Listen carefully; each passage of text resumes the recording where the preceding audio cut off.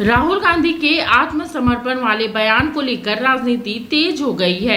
मध्य प्रदेश के मुख्यमंत्री मोहन यादव ने राहुल गांधी से माफी की मांग की है। वहीं भाजपा के सांसद सुधांशु त्रिवेदी ने राहुल गांधी को नासमझ बताया है।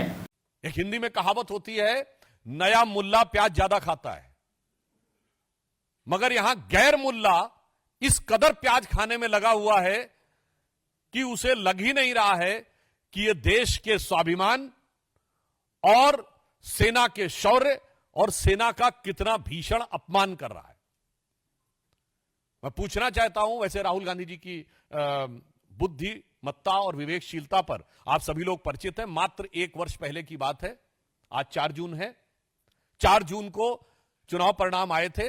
तीसरे अटेम्प्ट में 3 अंक न पाने को, जिसको अद्भुत सफलता नजर आ रही हो और पटाखे फोड़ने शुरू कर दिए हों, और तीसरी बार प्रधानमंत्री बनने पर जिसको पराजय नजर आ रही हो, उसकी कितनी समझ है और उसका कितना विवेक है, यह भली भांति समझा जा सकता है।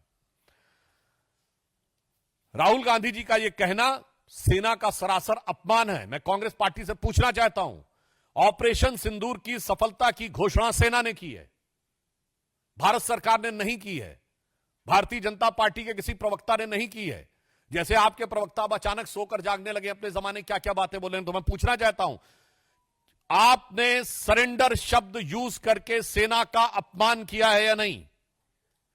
क्योंकि सीधे सीधे जब आपने सेना के बयान को सरेंडर से तुलना किया है, इसका मतलब भारत और भारत की सेना का सर झुकाने का वो काम, और इसके लिए वो शब्द जो पाकिस्तान की सेना, पाकिस्तान के आतंकवादी संगठन और यूएन सिक्योरिटी काउंसिल के द्वारा डिजिग्नेटेड आतंकवादी जैसे मौलाना मसूद अजहर और हाफिज सईद भी नहीं बन कर पाए हैं, तो आप क्यों उनके मुहाफिज बनने की कोशिश कर रहे हैं? साथ कहना पड़ रहा है कि नेता प्रतिपक्ष मर्यादा छोड़ करके जिस भाव से बोलते हैं, वो न केवल उनकी इज्जत खराब करते हैं बल्कि पूरे देश की संस्कार के भी विरुद्ध बात करते हैं।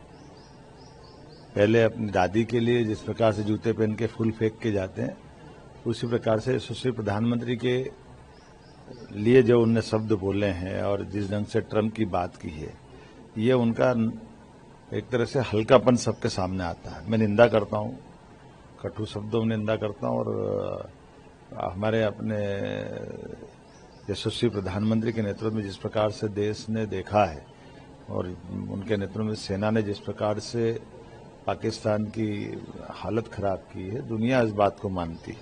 उनके दल के सांसद दुनिया में जाकर के बात कर रहे हैं, और वो नादान तरह की बात करके अपने एक मर्यादा होती है नेता प्रतिपक्ष की, बहुत गरिमापूर्ण पद है, लेकिन इतने बड़े व्यक्तित्व के सामने वो जिस भाषा का उपयोग कर रहे हैं माननीय मोदी जी के लेकर के, मैं मन में सच में मेरे मन में तो बड़ी निराशा भी है। और ये हमारे प्रदेश में तो ऐसी बातों को कोई बर्दाश्त नहीं करता है, पूरा देश बर्दाश्त नहीं करता है। इसमें पुनः आपके माध्यम से अपील करूंगा कि राहुल को माफी मांगना चाहिए। इसीलिए तो फिर पप्पू कहते हैं, उनके अपने व्यवहार की जो भाव है, वो भाव ही बताते हैं कि वो अभी कब मैच्योर होंगे, कब परिपक्व होंगे। और वैसे ही उनके साथ वाले जो ताली बजाते हैं इस बात पे, बड़े दुर्भाग्य के साथ कहना पड़ रहा है, कांग्रेस इसकी कीमत चुकाई है। कांग्रेस के जड़ जमाने के लिए राहुल गांधी आए, और कांग्रेस की ताकत बढ़ाने के लिए, कांग्रेस के संगठन के सृजन के लिए आए। पहले बुद्धि का सृजन कर ले तो बात की बात बन जाएगी। अभी ये बात किस तरह से बताएंगे कि भारतीय जड़ों के जुड़ करके संस्कार कैसे होते हैं। अपने से बड़ों की पुष्पांजलि करना तो जूते उतारना रहते हैं, विनम्रता से प्रणाम करना रहता है, फूल फेंकना नहीं पड़ता है। उसी प्रकार से भाषा पे भी नियंत्रण रखना पड़ता है।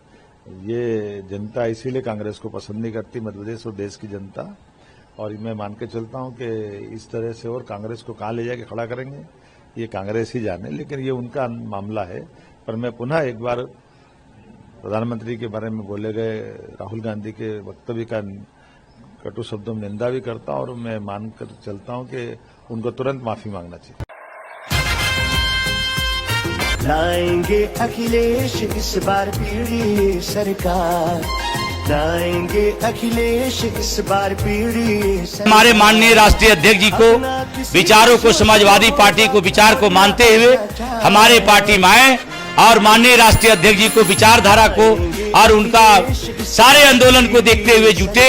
और मैं सभी को आह्वान करता हूं कि समाजवादी पार्टी में सदस्यता ग्रहण करके मजबूत करें। जय समाजवाद, जय अखिलेश। आइए समाजवाद से जुड़िए, समाजवादी बनिए।